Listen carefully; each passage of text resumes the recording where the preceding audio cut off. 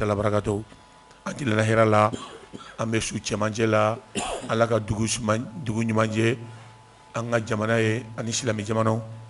masi yan'an ka don kuma la an bɛ foli bila an bɛ commune min kɔnɔ commune 1 commune 6 a mairie n'a ka conseil tabarikala ani dugutigiw ani alimamiw ani quartier ɲɛmɔgɔw ani kutuba bɛrɛ bɛ minnu bolo ani nafila sali ani mɔgɔ b'a lamɛn an ka kuma ka di mɔgɔ minnu ye an b'u fɔ ko wale ɲuman don tabarikala an bɛ PCFM fɔ kɛrɛnkɛrɛnyana an b'i yɛrɛ fɔ a diyara n ye ani ka technicien tabarikala cameraman an bɛ promoteur fɔ o de ye Umaru Mariko ye o don n'i bɛ mɔgɔ jate Mali la n'a sɔrɔ radio baarakɛla don n'a bɛ contribuer faso joli la Umaru Mariko b'a la tabarikala Sexy b'a la tabarikala Prince b'a la et cetera an b'a fɔ ka wale ɲuman don tabarikala ala k'aw taga ɲa ya rabbi ala k'aw juguw malo ya rabbi an y'a faamu k'a ka radio ka san yɛlɛma sali ka kan ka kɛ mais avec coronavirus faamaw y'a ɲini aw fɛ a y'a ban ma a kɛra ten c'est ça ka k'i faso fɛ limaniya don siga t'a la mais n bɛna jelegi min da o yɔrɔ la u y'aw makusa fu k'aw kana ka fêtew kɛ ko lɔkuli ka datugu mars an da bɛna s'o ma mais jeudi don ni dimanche don Bamakɔ kɔnɔ i b'a dɔn ko problème tɛ Bamakɔ siga t'a la mɔgɔw bɛ faga accident bɛ kɛ siraw bɛ tigɛ moi je crois que il faut que ni fanga n'u b'a fɛ ka fɛn mun kɛ u ka assumer quoi tabarikala o la n b'i fɔ k'i wale ɲuman don wa an dɔn kan don an b'a ɲini ala fɛ an bɛna kuma damina kuma ka gɛlɛn ne ni awɔ n'an filila kuma la an ma daba kama u ka yafa ma ala ni kira kama siga t'a la mais n b'i labila n teri de ye an bɛ ɲɔgɔn minɛ cogo dɔn ni ala sɔnna ma kuma n'a ka di ye ɲininkali minnu fɔ i b'u tɛnkun na ni ala sɔnna an b'u jaabi bonya kɔnɔ tabarikala ani karama kɔnɔ après an bɛ telefɔni bila ni ala sɔnna mɔgɔw b'u ka hakilina d'a ma assalamu alaikum warahmatullahi ta'ala barakatuh e gasama ni diyara n ye o b'a to ni an bɛ ɲininkali fɔlɔ min k'i la an y'a ye k'a fɔ san 2020 an ye o dɛbɛn kuru an bɛ don min na i ko bi o ye san 2021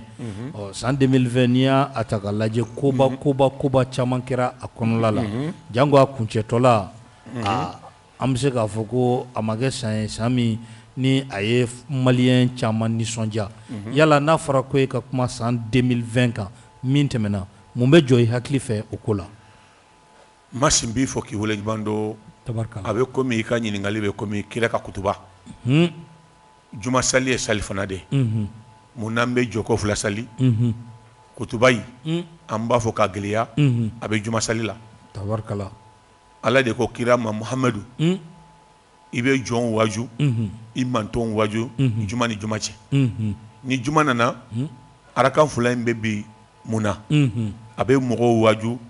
ni sanji dɛsɛ sera a bɛ mɔgɔw waju jɛnɛya mana siya a bɛ mɔgɔw waju denfaga mana siya a bɛ mɔgɔw waju alakuta mana siya a bɛ mɔgɔw waju hasidiya etc o de y'a to an dɔn ka ɲɛ mun ye mars 2020 a y'a ko dɔn an na mais a gɛlɛyara an b'a bɛɛ tugu ɲɔgɔn na an b'a hakilina fɔ 2020 kan ka n'an hakilina fɔ 2021 kan ni ala sɔnna ma a gɛlɛyara mun na a bɛ sɛbɛnnen don kabila latigi don ala ko subahana man lezi iza kada amra fa innama yaqulu kun fayakun a y'a fɔ tuguni hadisi kɔnɔ wa sarrihi wa murrihi wa hululihi wa kulli zalika qadarahu Allah latige ni ala ye mun sɛbɛ don min na a bɛ kɛ n'a ko mun bɛ kɛ kalo kɔnɔ n'a ko mun bɛ kɛ san kɔnɔ n'a ka bɛ kɛ miniti kɔnɔ lɛri kɔnɔ a bɛ kɛ ala de ye 2020 kɛ san min a gɛlɛyara masa gɛlɛyara dɛ gɛlɛya dan don balawu siyara mɔgɔw taɲana mais an bɛ yafa ɲini jama fɛ dɔw b'a fɔ ko saya de kɛ don o don wayi ko mɔgɔw ye kelen ye non ni saya o ye kelen ye ni adamadenw ye kelen ye sayiba minnu tɛmɛna an b'u kɔfɔ an bɛ ɲini o la mun n'an bɛ bɔ Maka ka taa Medina mun n'an bɛ avion ta ka taa Muhamadu Abudulayi ka taa lajɛ dɔ fa bɛ sa mɔgɔ tɛ bɔ a kalama mais ni dɔ ka wulu sara a bɛ dɔn k'a fɔ masi ka wulu sara c'est ça la vérité ala de ye kow tilatɛ a y'o denw kɛ ciden ye a y'o denw kɛ ciden fɔlɔ ye a ko Muhamadu ne y'i choisi k'i kɛ ciden fɔlɔ ye n tɛ ciden wɛrɛ ci tuguni n'i kɛ laban fana ye o de y'a to hali bolokɔni dɔ ka ja dɔ ka surun a ye dɔ kɛ banabagatɔ ye a dɔ kɛ fɛn ye an bɛna n da don 2020 gɛlɛya minnu na an ka maaba dɔ bɛ yen olu ta ɲɛna a kɛra i n'a fɔ an ka président mun ye Musa Tarawele ale fɔlɔ de banna a kɛra ten a ye jamana in mara san 23 a kɛra Général Musa a ta ɲɛna ale kɔfɛ Amadu Tuman Ture a ye jamana in mara san 11 masi pourquoi san 11 a ye san 9 kɛ awɔ san 10 ma dafa mais avant ka san 9 kɛ a ye 14 mois kɛ o kɛra ni ye 14 fara 9 kan c'est bɛ san 11 tan don a y'o kɛ jamana kunna a ta ɲɛna jɔn ta ɲɛna tuguni Peri Buya o fana ye Burundi président ye a tun bɛ Mali kɔnɔ a banana a taara ta ɲɛna fo a ye layidu ta k'u kana su dɔ yan a fana ta ɲɛna jɔn tugura o kɔ 2020 kɔnɔ Soumaïla Cissé Soumaïla min tununa kalo 6 ni tile 17 a kana tuguni a b'a hakili la a ka kɛnɛ nin na dɔ farala poids kan ka mɔgɔw bɛ ɲɛnajɛ ka taa visite kɛ Soumaïla fana ta ɲɛna o ye 2020 ye mun tugura kɔnɔ gɛlɛyala tuguni 2021 damina an ka président premier ministre kɔrɔ Modibo Keita a kɛra premier ministre ye Alpha Katana a kɛra premier ministre ye Altete Katana a kɛra premier ministre ye Ibeka Katana a fana ta ɲɛna jɔn tugura o kɔ an ka premier ministre kɔrɔ Agamani a fana muso ta ɲɛna ni balawu ninnu bɛɛ kɛra mun tugura o kɔ ani attaquement bombardement min kɛra Douanza mun tugura o kɔ ani binkali wale minnu bɛ Bamakɔ kɔnɔ ani hali kuna sini ko yɛlɛmane attaquement dɔ kɛra an ka mɔgɔ kelen tora la mɔgɔ fila banana u ye banbagandi 3 faga o bɛ kɛra yɛlɛmane dugu min tɔgɔ ye Sabusire bon an bɛ se ka mun fɔ ni gɛlɛya ninnu kan masi o ye de san min y'a kɔ dɔn minnu kɛra kɔnɔ ala ka hinɛ banbagatɔw la ala k'o dayɔrɔ sumaya an n'u bɛ taa jɛ mun na ala ka nɔgɔya u y'an kɔ kiri min na ala ka nɔgɔya ala ka labɛn kan ka dɔn makɔnɔ masi silihanda ɲuman ye mun ye silamɛya la saya silihanda siniɲɛsigi o ye silamɛya de ye ala k'an faga silamɛya kan kira hɔrɔma kosɔn 2021 fana an b'a kalo fɔlɔ la banni fila kɛra kɔnɔ hali sisan n'i y'a dɔn yanni sini i bɛ taa dɔ su dɔn mais ninnu ye mɔgɔbaw de ye a kɛrɛnkɛrɛnyana an b'o kɛ masahila ye mais an b'a ɲini ala fɛ san kura hɛra o ye 2021 ye ala ka di an ka jamana ma Mali tɔɲɔna Mali ɲanina hali bi bamananw ka sanda dɔ bɛ yen ko ɲɔmɛ kan bɔra kɔlɔn kɔnɔ foyi ma bɔ ne hakili la Mali bɛ dingɛ min kɔnɔ i da bɛna s'a ma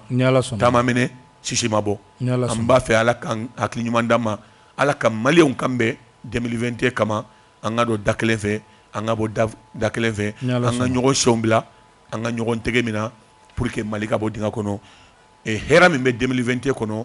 an b'a ɲini ala k'o hɛrɛ jigin an kan komi sanji an ka jamana ni silamɛ jamanaw banabagatɔ minnu bɛ yen ala ka kɛnɛya d'u ma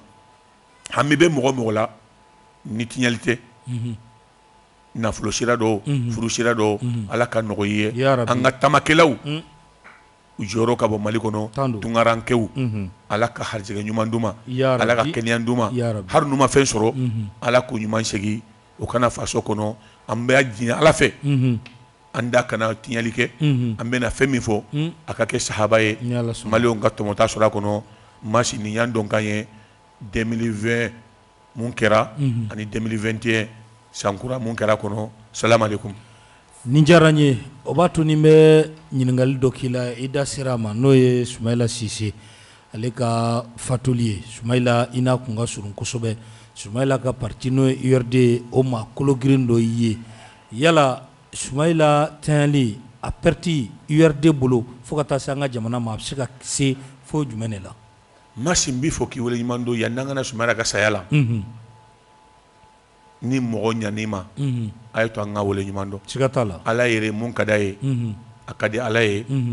i k'a fɔ alhamdulilahi rabbil alamina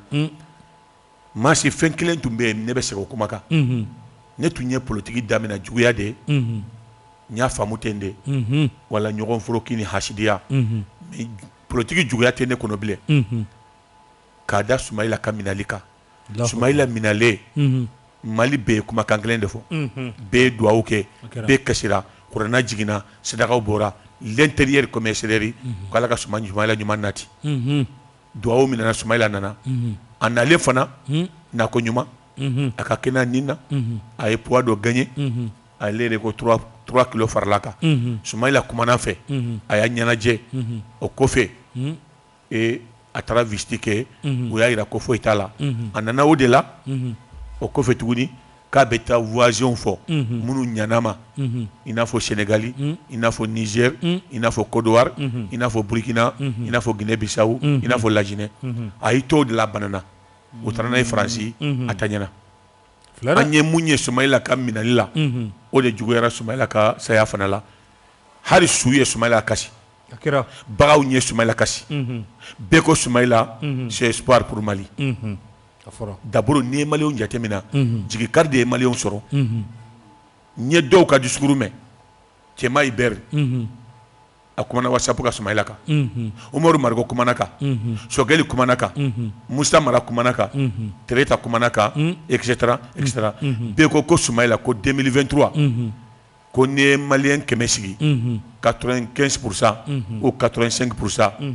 100 sarada 100 sarada bi segini duuru ye olu ko Sumayila bɛ kɛ président ye mais an b'an ta la Ala b'a ta la an b'an ta la Ala b'a ta la Sumayila taɲɛna maliyɛnw y'a kasi ka sangasigi kɛ ka sudon kɛ ka lɔgɔkun jɔ ne ko Mas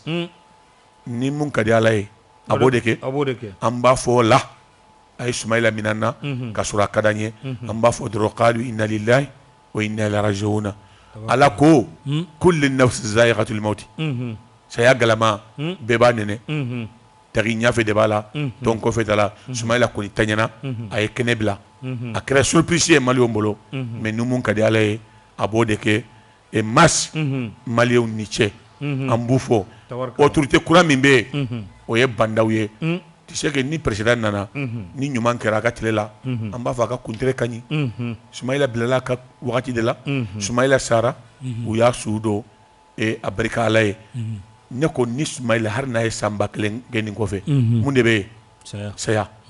mais a taara ka nege to an na an b'an ta la an kɔni bolo 2023 Sumayila de ye président ye dɔw ye dabalijugu damina ko ka l'âge limité 70 ans ko ka kɔrɔlenw bɛ bɔ yen a bɛɛ kɛra Sumayila de kama jaga n b'an ta la ani jugu Ala b'a ta la Sumayila ye kɛnɛ bila an bɛ deli a bɛ hɛrɛ sɔrɔ parce que an ye takumaseli dɔ ye Sumayila ka kaburu ji de bɔra a kɔnɔ ji ma se ka jɔ an y'a bila ji de kɔnɔ a hakili la o ye hɛrɛba de ye Sumayila ma an bɛ duwawu min kɛ dɔrɔn o ye de Sumayila taɲɛna Ala ka dayɔrɔ sumaya Ala ka jɔ a sɔ arijana Firdawusi a sabarila Sumayila tɔɔrɔla Sumayila ɲanina Sumayila janfara Sumayila ka nafolo tiɲɛna mais Ala bɛ mun na a bɛ boli kɛ i ko IRD mɔgɔw bien sûr ne ye Sumayila ka masura mɔgɔ ye n y'a ka militant ye n y'a ka vice président ye n tun bɛ député la a ka parti tɔgɔ la i teri fana don n teri don a tɛ dumuni kɛ n kɔ daraka t'a la soro fana t'a la mais an bɛ mun fɔ Sumayila muso ye a ka limaniya ni saya ma kira Mahamadu to a tɛ dafɛn to ye Sumayila taara su dɔ min Mas a ba Sadio kɛrɛfɛ ani an fa Bubakari Sumayila taara don olu de kɛrɛfɛ ka kɛ sabanan ye a mɔkɛ taara bɛɛ de bɛ sa hali saya yɛrɛ bɛ sa mais Sumayila taara n bɛ mun fɔ maliyɛnw ye Sumayila de taara mais a sogo n'a a joli de taara mais Sumayila bɛ yan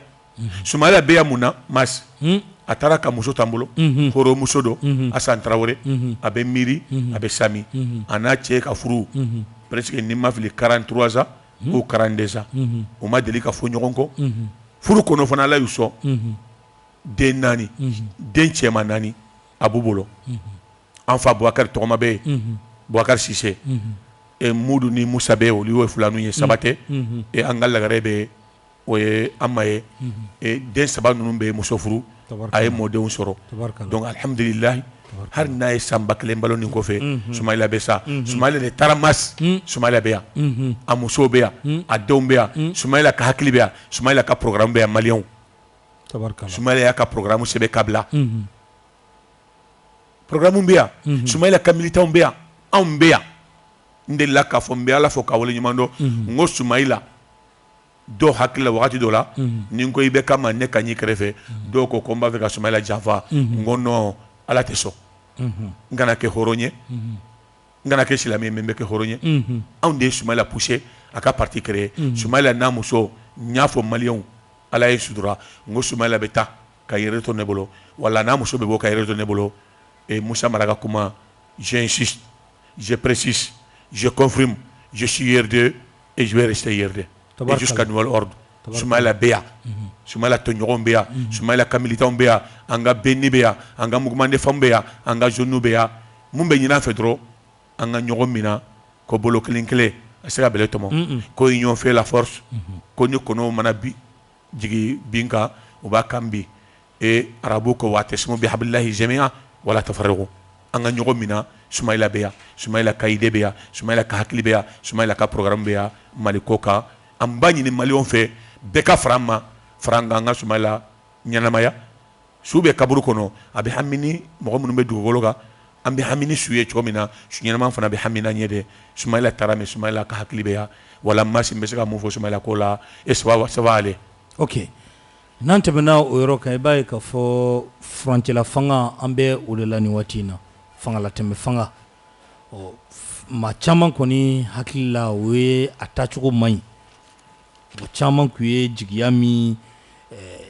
kɛ a daminɛ la k'a fɔ ko fanga in ko a bɛna maliyɛnw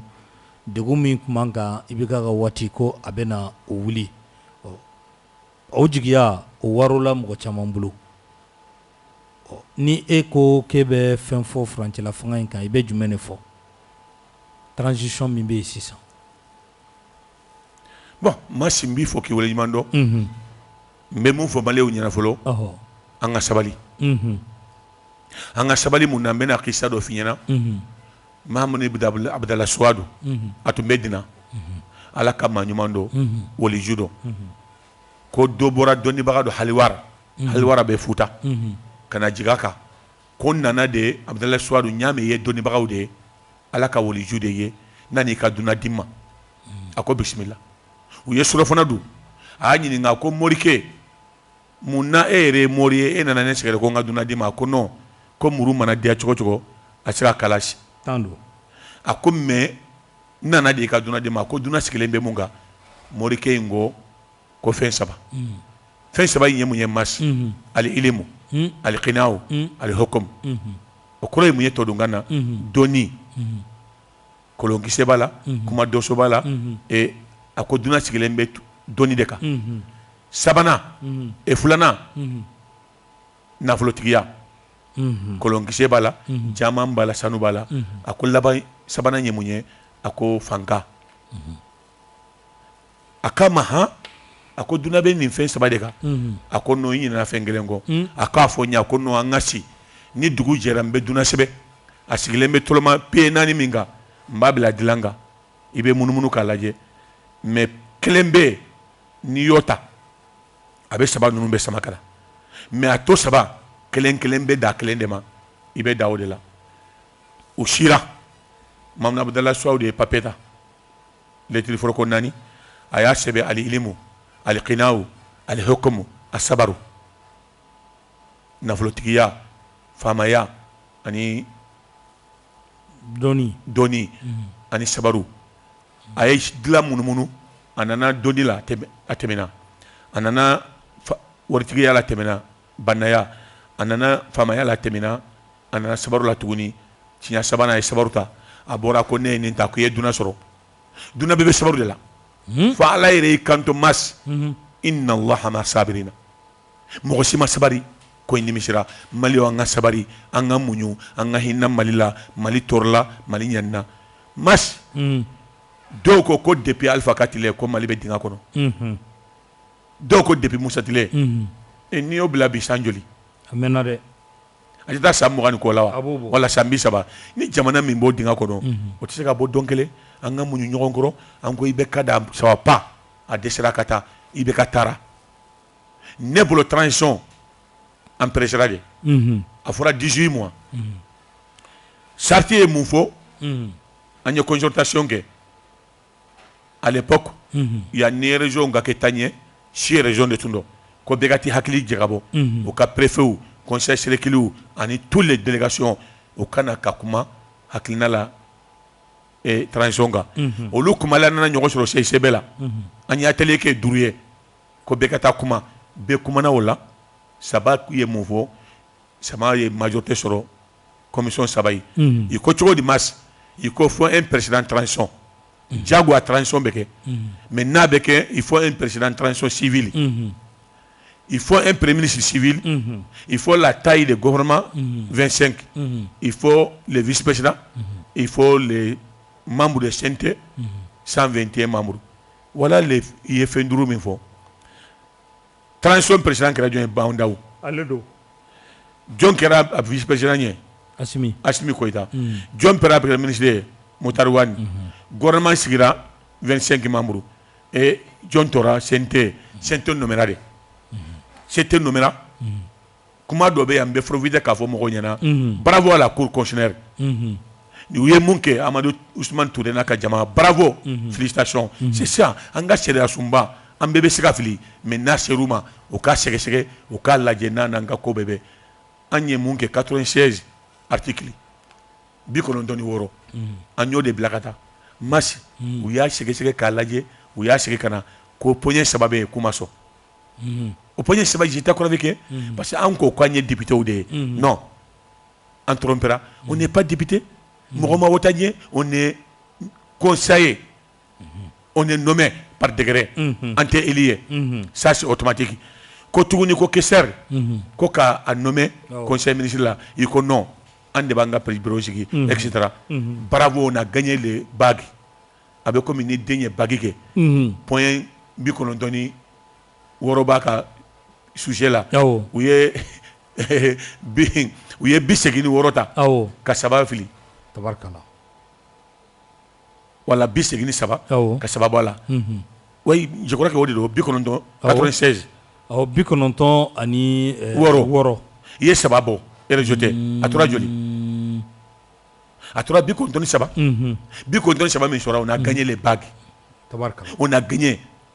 Tabarkala. On a gagné un diplôme sur le Mali on gagne en félicité et moi j'ai d'accord félicitations les sages les 9 sages. On l'a ni moussigira. Avec que tu dis. Antum batela de anya kalo sabake ho haola. Banda usigira ay seremange. Ay Motarwani nommé. Asimi sigira ya ka cabinet nommé. Et 25 membres gouvernement nommé na et Chente nommera. Chente manana matura jumanye. Ambe fula dro kanga na voyer député mais quelle différence. Noko wuluni jakuma. Abete sociologue kele na. Afoko kana femme député. Mais on est député. Il est député. Dans tous les qualités. Mais trop indro autant bila nyona. On est député. Il faut nahinra jamana la sinon on doit avoir le même avantage. Donc nasigira fana beke chugodi. Il faut élire un président. Au kera baliki jaouye. Nanye président il masambe munge. Amba nge réglementaire koro. Amba affiché. Amba modifié. Agno de modifié. Abeta kurula. Na e kalo kele ngambu makono. Kuru mana segi domi. Amba député kafo an sonna nous ye njogon famu. O ko fambe munge. Ambe membre bureau to yeli. Agno de ke ni semaine be kono. Antara CICB la. Mali on go kanga hina jamana la on commence ka hinula de ala ka asabati ya rabbi assemblée courlée vice président tu tande mas mais nanya ke woroé amanani bola dokera dobora dépasser la secrétaire parlementaire tu jolé temps anyo fona ke woroé tabarkala groupe parlementaire tumbe anyo anile commission tumbe anya commission de tanikelena mais anya groupe ke groupe ba kelenye voilà comment on a démarré. No kera tumane mina ambena nomination na o de kera kosa ina ko laba ina fo setu donala nomination nyemunye imwa union africaine et union européenne munu beta wala ni munu beta liposei o parlement islamique au lieu de nomina ordonna assemblée ya ka réunion folo ke ordonne la prise de contact nyame do la ko amba fe ka kodu la segi kana duna tumena wuli kodu mina gros jigeni kuma nyame do la kamba fe ka console yelema o fora foi masama folo amma réunion sike folo d'abord on n'est pas même pas des bureaux en bas avec CCB là sali tambolo réunion kele tambolo mbe munyi ni transition na c'est vrai que le temps est piché fait wore tumbe an nyona haklaw ambolo na nyesente sigi dominale transition ba damena banda ko no aller sarman que domina sente damena na odela ça veut dire que 3 mois bena bala à partir de 15 3 mois be bala anga munyi ngoro anga ni transition soutenu et masse mo si kana la dele ko ni transition nga jenge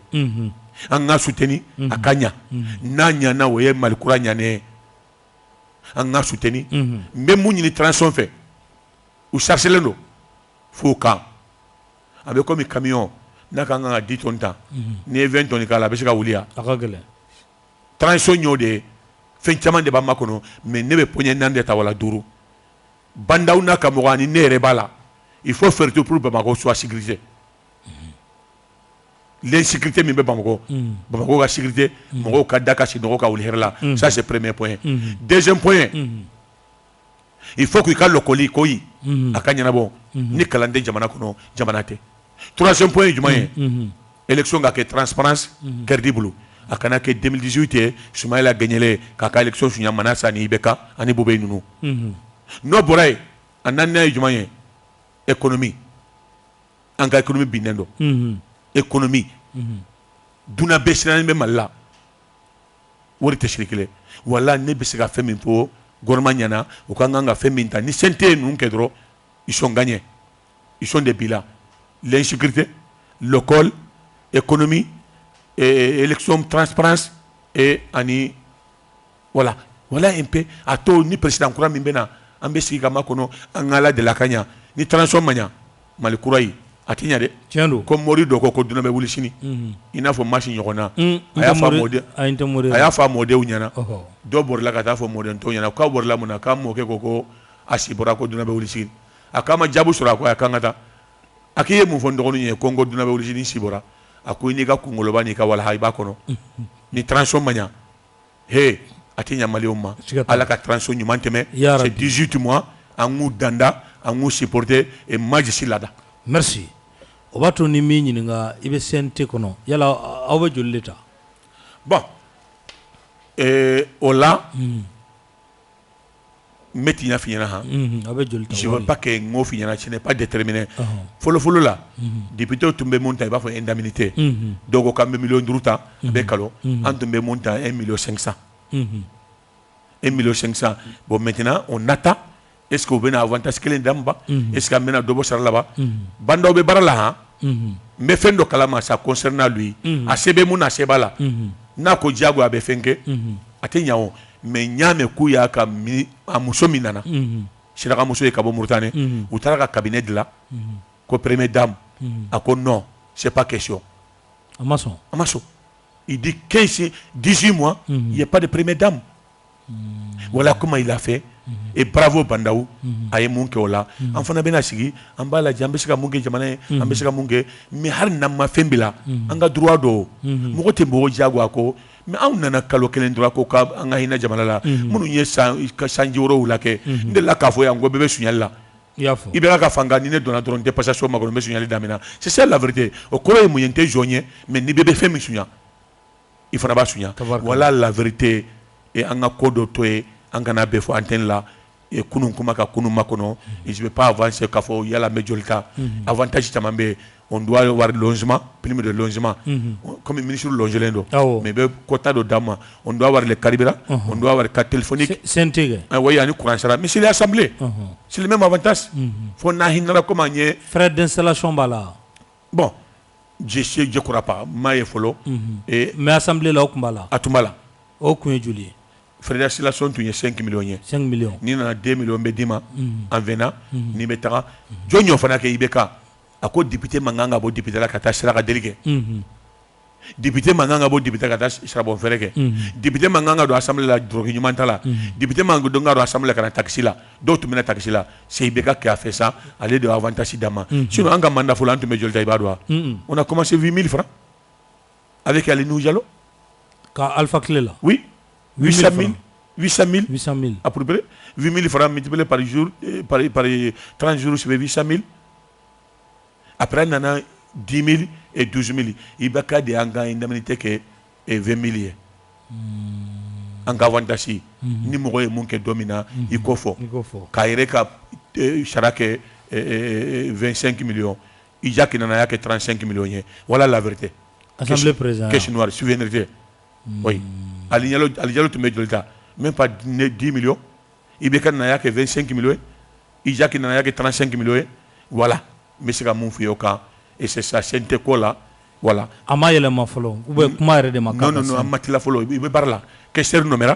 Ou vous avez baraqué. Commission des finances. Tu sais que Harry Kafoko m'a fait déclarer.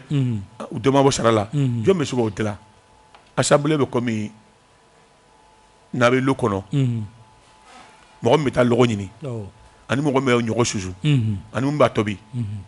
folo anga lo kono lo nyina ba dama nyo suju la ba dama e munumbe nyo tente ba dama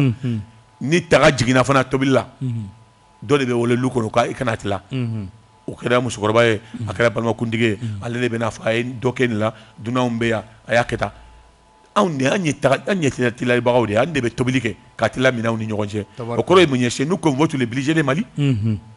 Voilà, commission de financement Baradamina pour qu'on ait obligé, jolier, etc., etc. Voilà un peu ce que je par rapport à ça. Tabarkala, Bibi Nabe Siente Kono. Amseka do e restaurant chukumna. Yerde de Iblakata. Bon, merci beaucoup. Merci. Quand une question kadinye katemanga sou une question mega. Mais Siente Kono matin parti tola. Yerde mi Blakata. Non. Hier de mam blakata ou manyininga munyininga mata em sengel sibe tola mata e figere tola netara tanki faso tanki mali de njuma nta togo fana kera togo mina jashim nyenyininga lege ngondo na sende kono pourquoi so rasu ko ne ma mitade maléon de ita togori iko assemblée 3 mois député nous kon neni umoru ko mari ko maya kono comme Mali l'intérieur comme extérieur be ko ni gasama ni umoru mari ko ta assemblée la ko assemblée te iko tumana ulube Mali o lame o be Mali on sokoke o yenne ta o de kama fulana nyemunye iga CV e de tarana ube wi wele ki ana nay non ça pas la peu la créature comme l'antenne fié même ko di sonana ka fo yenta o leta oui Sente Morodenta. CNSP Morodenta. Et Jachimo. Mata Sandega Kotela, Mata Parti Tola, Mata Emusene Tola. Ou Yenta Fana Yananae. Medjenae Muna Horonyala. Ngouma, je suis leur avocat, leur défenseur. Et s'ils sont des soutiens au Mali, avec un nez, faut nous trouver dans mon ébodéo. Niki bi Moro soutenu. Iba de mes machines, n'a qu'on a de mes barake, ni banabe comme il y a les Erika, Katigenae. Ndo nafana, Malé on kaokaya kama. Il me semble que me trompé, mais à la cananke yoko fulae. Malien de Goka Sama Yika ou Luge. Ikanga munke député à yake, je vais continuer à ça. Mais Malien de conseil masse. Et nous avons Omar Mariko, Mamadou Diaye Saro, Bouboula, Nouhou Togo, Amina Sidibé, Mbeke conseil. Aka hakilina dima pour que ngata barake mais c'est que de mbenga hakilina fo sente ko na temina mais nama mina mbe bona e kenema mbawo yo nye ibeka ka sa woro wala ketendo mbe ko min ni babora suluku ni nyogonje ma falio u yenga basikilika ka worike boroko non gonte changer mais mali unga ci de la ni mafli mais hakilina fo ni mamunye je demande tout le monde nga téléphone numéro be mombolo na ye ngole ngati ka sokono ni ye ngole du sud gutala mbawla mina akaka hakilina de ma o worlu ye munye il paraît que si tu as un député tu dois pas avoir un avocat il m'a coûté avocat là nana assemblée la mata lokol la mais nyafo nyo de fongo souvent je comprends quelque chose il koko eli de yelimane mais dans la Macron a fora ko un mandat non impératif côté élu des peuples aforati ñi ngalé ngu marché ngo élu des peuples ko remuñé côté avocat des peuples maliens té leur garde corps té leur défenseur té leur porte-parole té leur journaliste l'intérieur comme extérieur ni timi be mali ombolo aya sebe kadima a togoté fo mbaci lâché bébé gassama do fana ne ta to ye ko kana sa ko sadaka bola tengo fe ne de ko ngoni nga kasange be ala mba ni ba kono fana mun ka yebe siko fo ni ta kono du ngagele ite bo fo kalama et je crois que alonji ça va aller abenya ni ala sona masi wala ndo to ye mun nga question mado yere togola mado sumaila togola mado emsengere sibe togola mado association togola ndo na de tanki facho de nyuma tanki malien en Mali be Mali kura ko de do ko Mali be dinga kono ne politique bila ka fembe bila ka nyashim faso ma ko hobbuli wote ni minal iman hobbuli wote ni minal imani ka ki faso fe limana do anga nyogo shombila anga Mali kura dila be kana ni ka birki morso e pour que jamana ga bo dinga kono wala ta question ibe tomina no URD olu yi ka tali ya mine chugudi bon URD mo mena fendo fana finyana bi har nama beuma yerde mo ma ne nyangi uma segere umi nyangi uma nyangi uma segere ma yiri la fene ko ma beuma non non parce que mata parti to lawo bon ne hakil la fendo be ba fe kata yende ne gasama minye bon mena sandado daye adade ne furo ne muso minye de sa furu sama de ne de shira ko furu salima de muso min nungala gaji ayelen chiko kanyi ay ajibe don chiko kanyi asanu bojo kanyi atafe chiko kanyi kamalemba masha o nyogo nawo atete malade niyo muso nyogo na frusa abe ko mi yari toma ne te siga fo bon fendo fana be mbo fi secret la en réalité ne ni sora suye kuma do fo mashi fu to ngati nyere finyana afande ne tara kule sora zo la sumaila kana har na suude do aya kala kama kana ni sumaila wallahi billahi tallahi ni sora su tunde sumaila tena ha o ila du tane yugo sumaila bena sumaila nana ne ka jurubu la wa ga jurutu la yerde mo wa jurube sora su la wa sabana nyemunye ni fembele may mo mi masum mo sofa ni ko fulam le tige ita va bena tunia hey anye doke poson na yerde mo on chef on a fatigué en kulena en karla en kulela en kashira malio malame en nyambolo nyashiro tele boraye en fana segna e posona neteta e posona tuni mbo fede al ni yerde tara la tita neteta e bo yerde la non ça veut dire que ça dépend de yerde ni parti e mufo ni kitola ki sachi ko ki furusa nu en furusa ne madala mbeti le kelenge ni ne ma furu non fate yerde la o ibda to la fate yerde la ka fo kube ne sanctionné parce que parti ka kanu kamado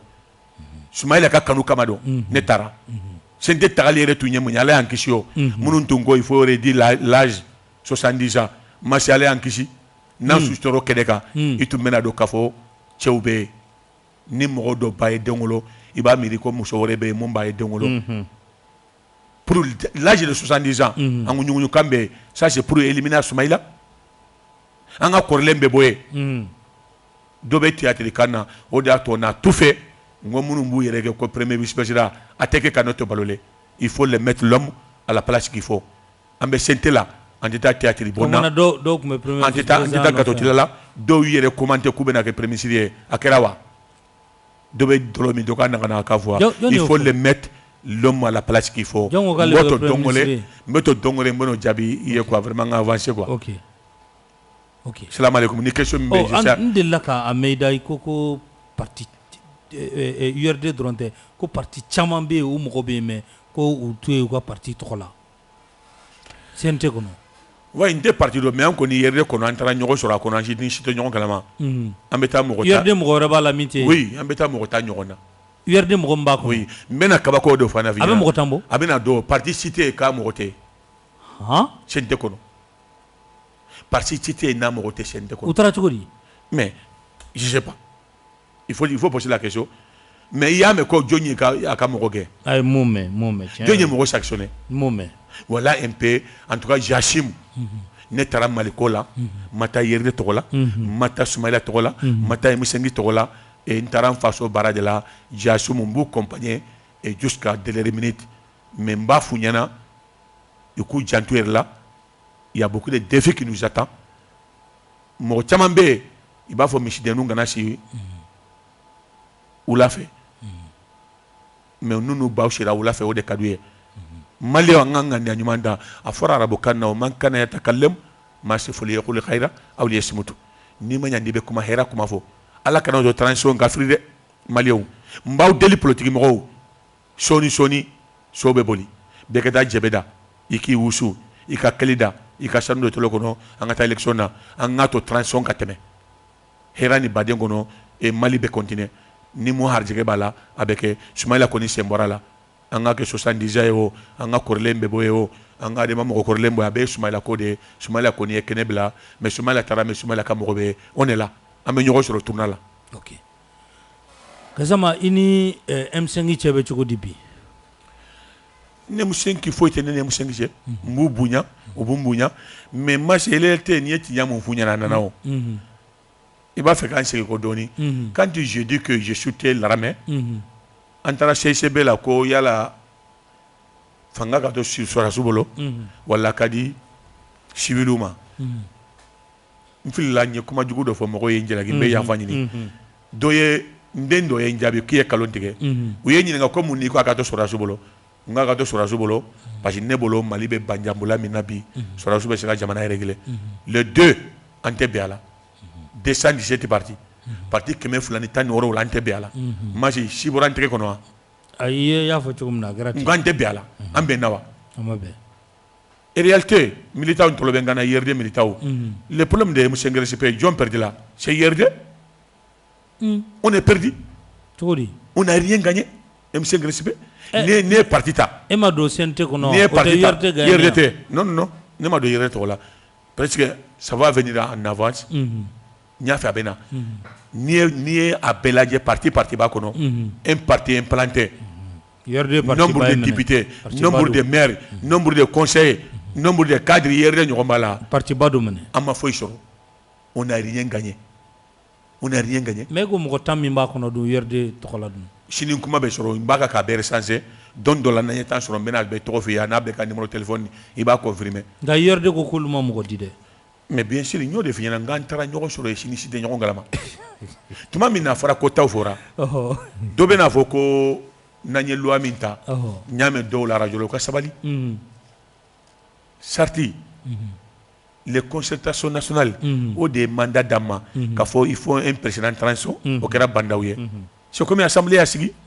afora il faut un premier ministre transition à kera motarwani afora il faut un vice-président anga sarti kono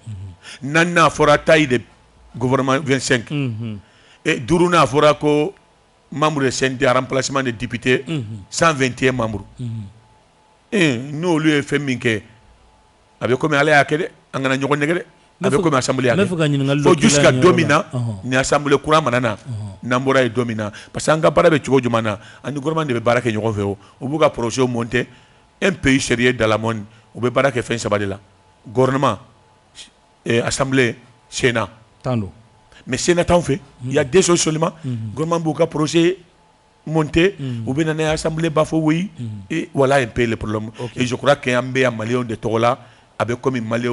en sigi parce que concertation nationale au lieu de demander en nominant par degré. OK angato CNT kono anya imam Umar ko kate CNT kola o remplacer ni chatouy mais anya me ko aidera dem soufene kumbala kale fene o katala ibe sika kibaru ya jele mendi la me broma nte foy do ala machi je sais pas nangari dafara anga téléphone dabla nte foy do ala nte haidera dendo nta fimando nyame comme yame chugomina même on kala l'imam Jara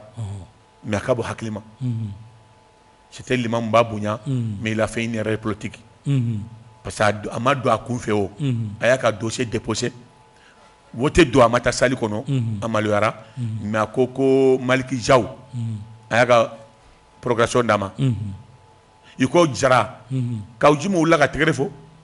pam ka fule fe ko na fora Jara ko Jara mi do ko l'imam Jara de kodo kawjim gote ya oui Maliki Jaw wotara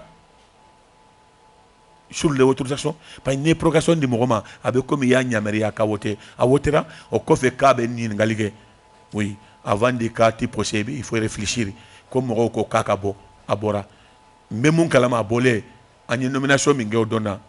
et voilà un peu il coche tout nomina par degré de bandaou